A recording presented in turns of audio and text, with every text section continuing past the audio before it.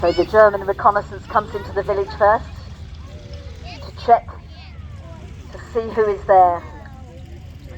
The French occupants have long since fled, moving to other villages or out into the countryside, out of the path of the fighting.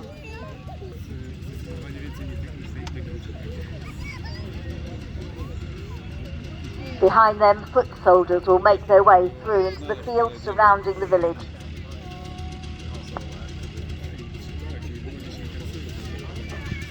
They are all on edge, and they know that potentially Allied forces are everywhere.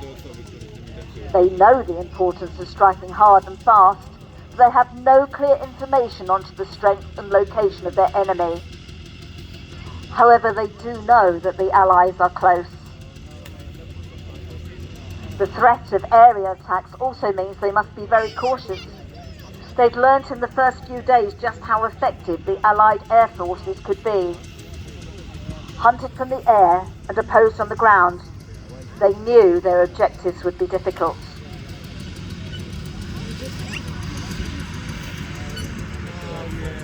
This small village and its nearby crossroads is the first objective, and the advanced elements take up position there, quickly finding cover and concealing themselves while they wait for stronger support to catch up behind them.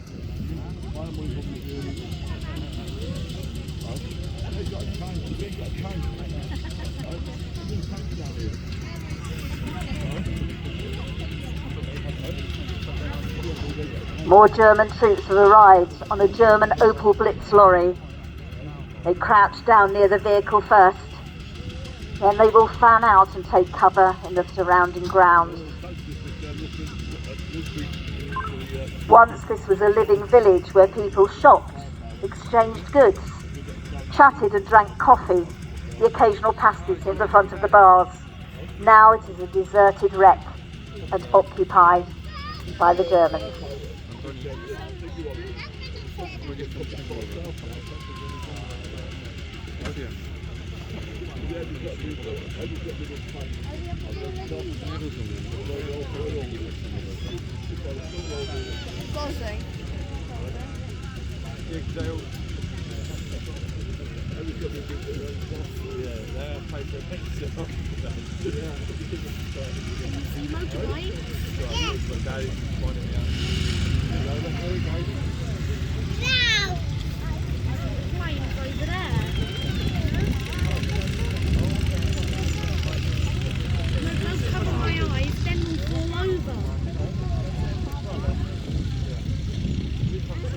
Having completed their reconnaissance, the motorbikes return to base, reporting back what they found. The village is deserted of the French, and the ground troops have now occupied it and are hunkering down amongst the buildings, the shops, and out in the fields and gardens.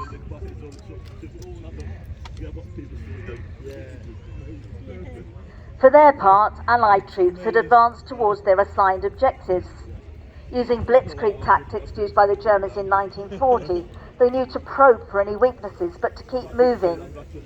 They also knew they had a wide range of weapons to call upon, such as fighter and fighter-bomber aircraft overhead, as well as some powerful ship's artillery waiting offshore.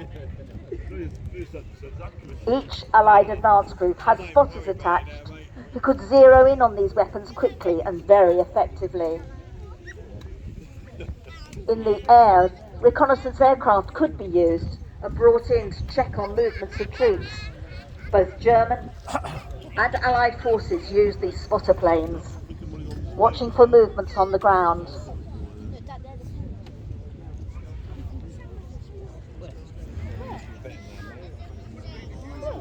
To your right, ladies and gentlemen, you can see some Allied troops. Small vehicles coming forward. These are reconnaissance vehicles. They're moving cautiously, but they have no idea that this village is already occupied. Here comes that Spitfire now, look. Spitfire. So the British Bren gun carrier moves forward. taking a wider course, watching, listening, probing the village to see if it's deserted. Are the French still there? Have the Germans occupied it? At the moment they cannot tell. The Germans are well hidden. The American tracks are coming in as well.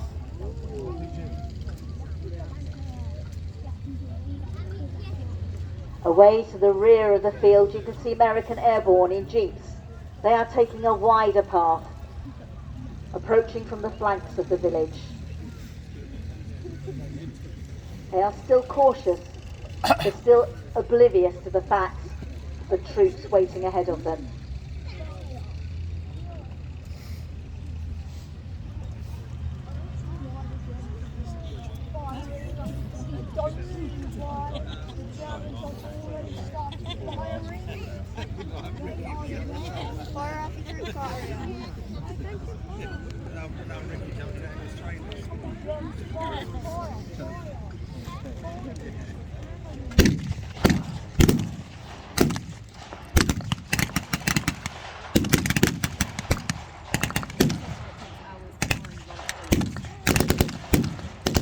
This Allied reconnaissance force has led the way in this little patch of the Normandy countryside. They were confident.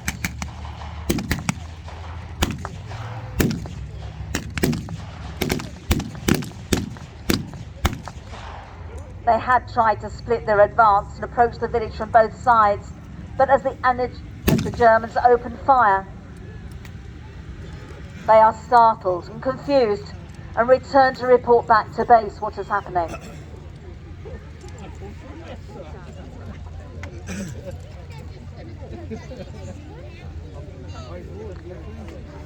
Many of these troops are fighting their enemy for the first time in their lives. They know they must report back, report their positions.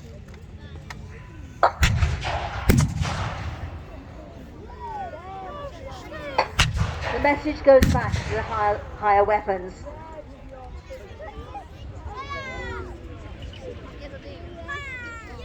The Allied 25-pounders open fire, massive explosions pounding the village, hoping to obliterate the Germans. The German force regroups, repositions. Now that their position is known, they know they must take a different strategy. The Allies are quickly considering which additional weapons they can call upon, and they will order for more reinforcements to be sent to this objective. Messages have gone out. Are there spotter planes in the area who could come and tell them more about this force of Germans? They want to know what force they are meeting, what weapons are there, which roads are safe, and where the enemy could be concealed.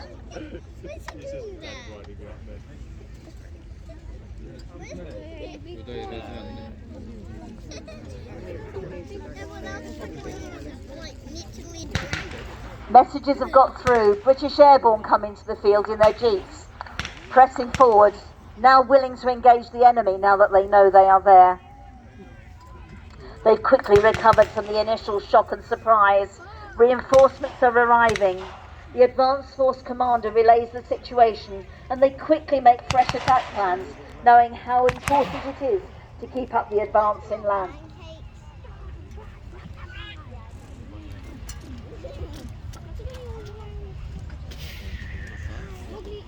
The Allies call upon their artillery to fire upon the village and clear it before they attempt their next push. The artillery begins to land amongst the Germans and inflict losses on their experienced ranks.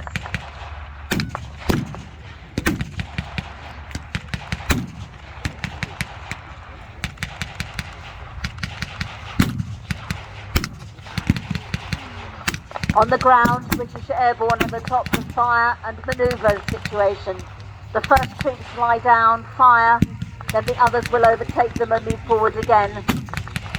It's a tactic that has been used for many years. You would have seen it amongst the diehards being demonstrated in Arena 1 earlier. It is still being deployed.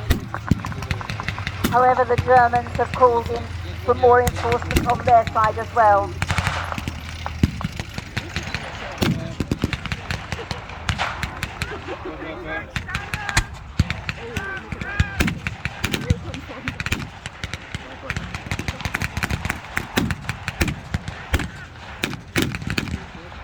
Two large German half-tracks have come into the field, one of them carrying a big pack gun which is firing on the Allies.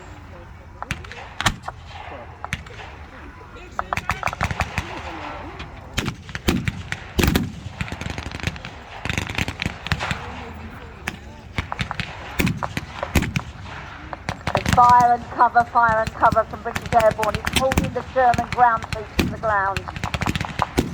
Their heavy armour is still trying to press forward, and to the rear of the field, the big German tank comes into play.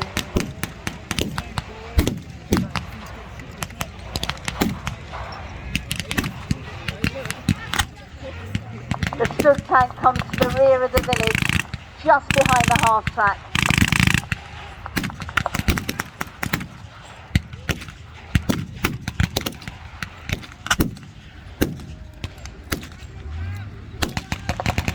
For their part, we can see an American half-track coming in with a 105mm cannon on board.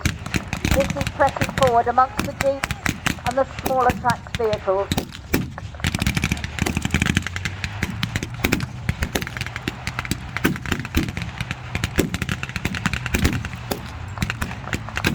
Seeing this weaponry advancing, the German half-tracks are retreating into the village.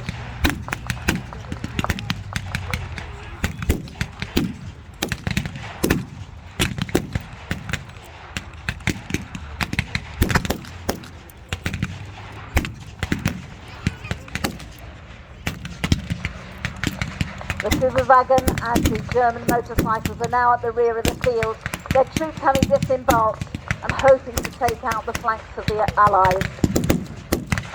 Once again, British Airborne move forward.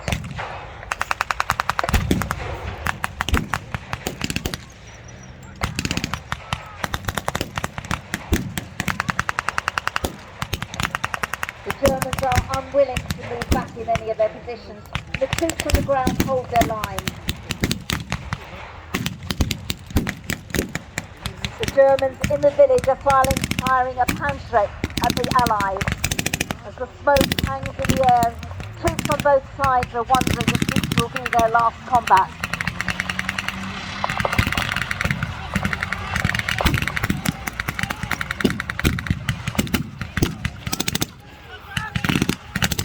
The Stug has now moved behind the trees, hoping to conceal and then inflict damage onto the Allied forces. Yet still the Allies press forward and forward once again.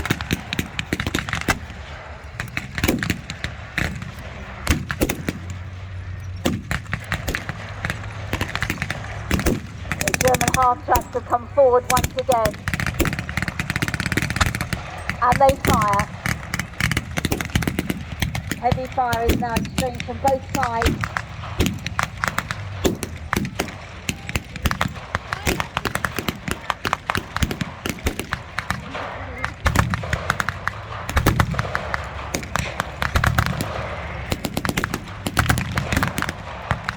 The two German half-tracks are now in a strategic position. They have moved forward and are training their heavy gunfire on the Allies. But they do not know that away behind the Allied lines we have a 6-pounder, and that in turn is aiming at the half-track.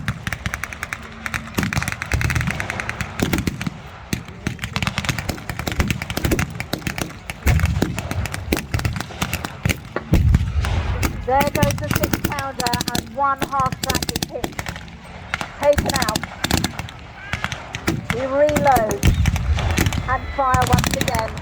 The second half-track is again taken out. Now the Allied armour can move forward more steadily.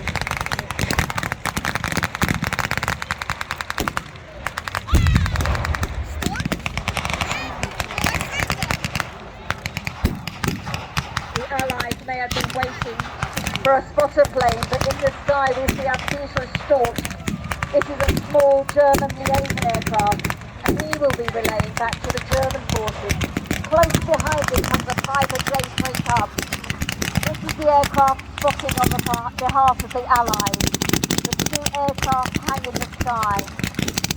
Neither have firepower. They cannot fire on each other. They cannot fire on the ground. but the forces on the ground will be firing on them, trying to take them out. Beneath the ball of smoke, the forces on both sides are firing relentlessly. Many a soldier will be feeling the his pockets for the photograph with his family, wondering if he'll ever see them again. The two aircraft turn and return over the field of fire. The German will be reporting back just where the Allied forces are, whereas the Piper Cub will be explaining how our forces are going forward.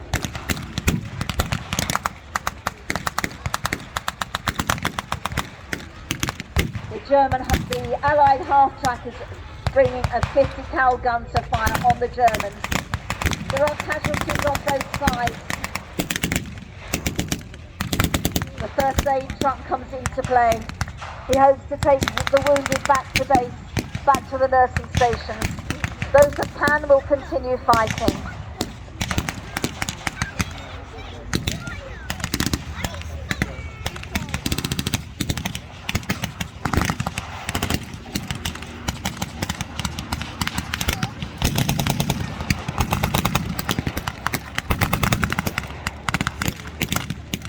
Smoke indicates areas which are hit, which are to be hit. The two aeroplanes fly over once again.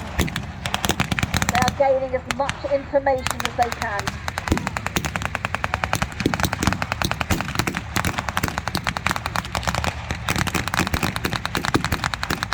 Steadily, the Allied forces press on. The American jeeps with their stars and their heavier armour pressing forward into the village. The German forces that still are able to move are reversing, going back to base. They hope to get away and in turn return to the fight with their own forces.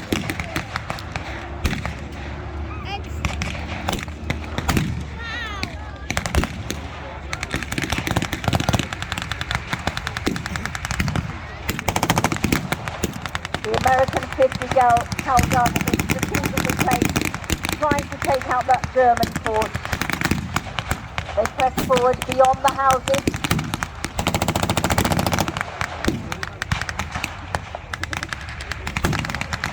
Many Germans are lying dead where they fell. Some weapons abandoned, many vehicles abandoned, but some will return to the tree line and hopefully make it back to their bases to give information about the Allied advance.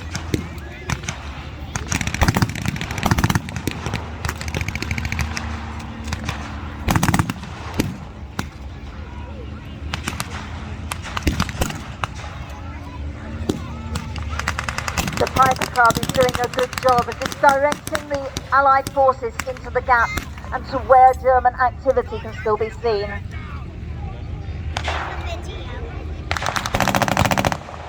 At the back of the village you can see Germans retreating on bikes, some turning back to try to pick up fallen comrades, others just trying to get the message back to their main forces.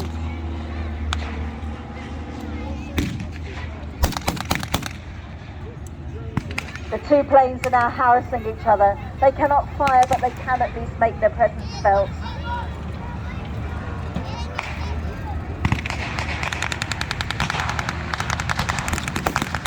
The Allied troops are checking for prisoners.